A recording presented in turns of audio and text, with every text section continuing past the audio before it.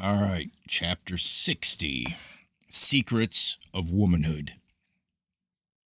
O daughters of men, forget not your ancient heritage of mystery granted unto you in the days of old, when you were the light of mankind. Was earth then afflicted under your sway, and did men then degrade themselves and strive one with another? The age of benevolent mother rule has departed, and little remains of women's former glory. But remember that the fall of woman and the woes of men were brought about by the wiles and weaknesses of women. My daughters, remember your attributes and consider your estate.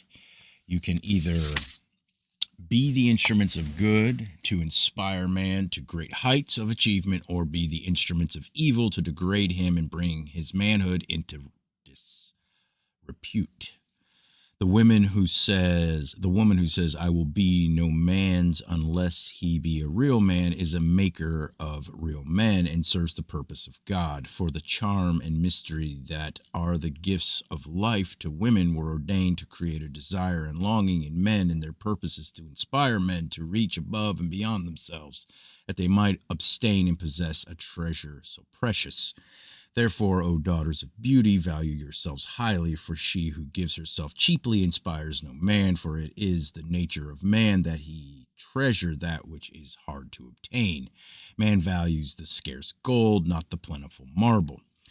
She who comes easily to man, he regards lightly. It is the law that man values only that for which he strives and suffers. Reveal not your womanly charms and secret attractions. Is not the moon more beautiful when shining through a cloud than for then its loveliness is enhanced with mystery? Women was given a body to reproduce sons, and grace and beauty to inspire them to godlikeness. The spirit of man is inspired and rised up by the love of his mother and the love of his wife. There will be no greater influence in his life than woman love. A graceful woman is ever clothed in mystery. A good woman will always make earth a better place for her presence. Beauty of face and form are passing things, but the real beauty of womanhood lies beneath these externals. Seek it out and develop it, for it will be much more enduring. Consider not the beauty of the body, for it is here today and tomorrow departs forever. Concentration on outward appearances displays a shallow spirit to the eyes of men. Beauty of face and form may or may not be yours according to the dispensations of fate, but whatever you have must be accepted with gratitude or resignation.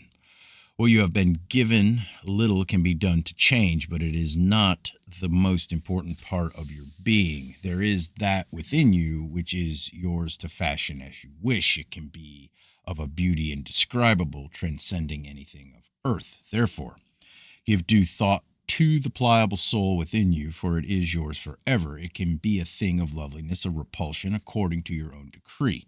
The law, which is beyond your understanding, has decreed the mold of your body. It is fixed, unchangeable, not your soul, for here you alone are responsible for its appearance. Remember that every thought and deed is a thread in the pattern of the fabric. Think well.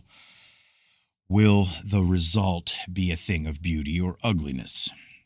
Let prudence rule your heart and be reserved in all that you do. Remember that womanly virtues of modesty, simplicity, compassion, gentleness, tenderness, and grace. Cast not the treasures of your womanhood into the mud, where they will be trampled underfoot by contemptuous men.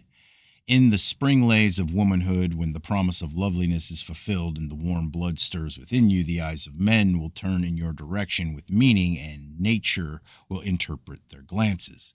Then is the time to give heed to the whispered counsel of prudence and place a guard upon your heart. Now is the time when it is ripe for assault.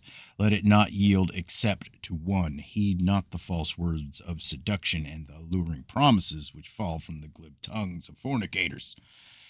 The words of seducing men are sweeter than honey, but if you partake of the illicit pleasures offered, then turn to the bitter gall of disillusionment. The seducer has his purpose. He tests you for worthiness as a wife. Women Woman was meant to be the helpmate and companion of man, his inspiration and joy, not the slave to his desires and the servant of his passions. Are you no more than a receptacle wherein he satisfies and dissipates his uncontrolled urges? Or are you the goddess of his heart, whose tender touch can soothe the turmoil which tears his body, who evokes within him the gentle passions of affection and consideration, whose soft endearments are sufficient to strengthen him, sufficiently to stifle the struggle within? She who is the first of these takes the easy path, but the second is 10 times her better and worthy wife, and a worthy wife for any man. Discuss not the ways of the harlot or wanton woman in the hearing of others, lest they say her interest betrays her inclinations. Never associate with such as these, for they pollute by their presence. The harlot never repents, and when she reforms becomes a procuress. Seek not to emulate the ways of men, lest you sacrifice the charms of womanhood. Men admire and desire the womanly things in women and the manly things in men.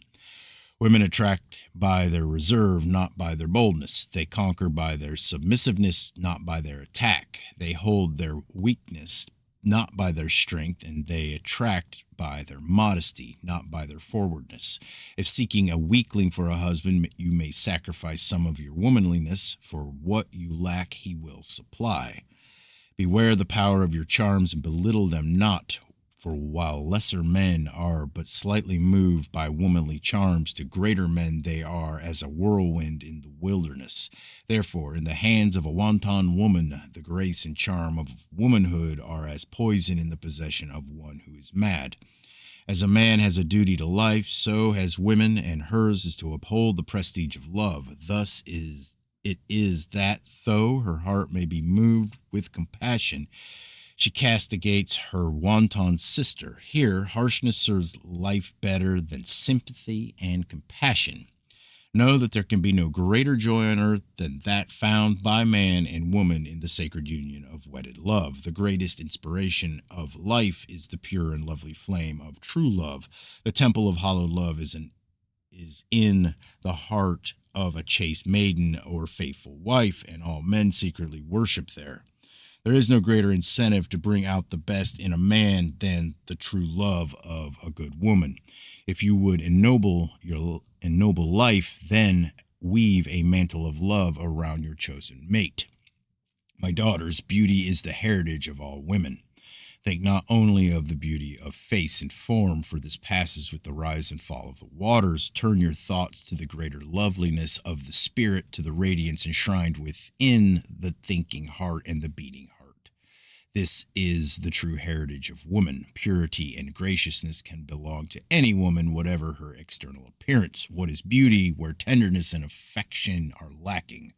Men will run after a beautiful face, but away from a willful heart. A beautiful woman is beautiful to herself. The admiration of men adds nothing to her beauty. Womanly virtue remains the blossom of youth and brings contentment to the heart. Thus is the face kept smooth in beauty. Nothing exalts the heart of a man as much as purity in the woman of his choice. Nothing can stimulate his manhood as much as her modesty and reserve. Nothing troubles his thoughts or arouses his curiosity as much as her silence. Let not your future husband's hopes of your chastity be in vain. Mock not the faith of a man in woman, for man requires such faith, and if he be a real man, he will believe the best of woman. The seducer and fornicator alone look down on women, for they have seen many at their feet. O glorious and prudent maiden, who will someday rule as queen of heart and home, keep the pure flame of love secure within the sanctuary of chastity. This love asks, above all, that love may be hallowed. Though chastity remains the greatest weapon for good in the armory of womanhood, like all things on earth, it can be used otherwise. Chastity of itself alone would be of no value unless it serve a positive purpose for good. Futile frustrations are the opposite of good, but chastity is not numbered among these. Chastity hollows and expresses the sanctity and glory of true love and bestows on the loved one the honor and bliss of an undefiled and uncheapened marriage. Chastity is not the suppression of feeling and the refuge of the unaffectionate. It is the homage paid to the sanctity of a woman's body and the evaluating tribute paid to true love. Our fathers and our fathers' fathers, even in the days before Minna and Pontus, expected and respected chastity in women. Not in all women, for this is not the nature of men. A man seeks it only in one special woman, his wife. Thus man divides the woman in his life in twine, his wife and his mother and other women. No man concerns himself with virtue in the wives of other men, only in his own. Virtue in other women may be unimportant. Which would you be, a wife, the delight of a man's life, or the other unimportant woman?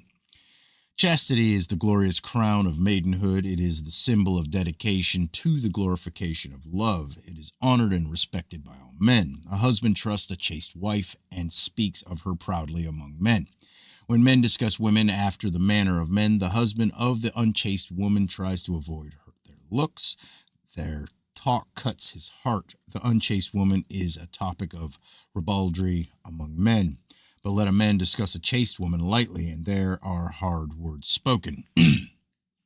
In the company of men, does not the chest of the chaste woman's husband swell out before him? Is he not proud of his exclusive treasure?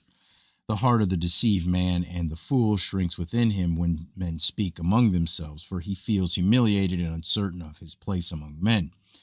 What he has is cheap and the subject of crude jokes among them. Act in all ways befitting a woman, be modest and reserved, for eagerness does not become a woman. Never go unto a man unbidden, but await his call, or a woman messenger.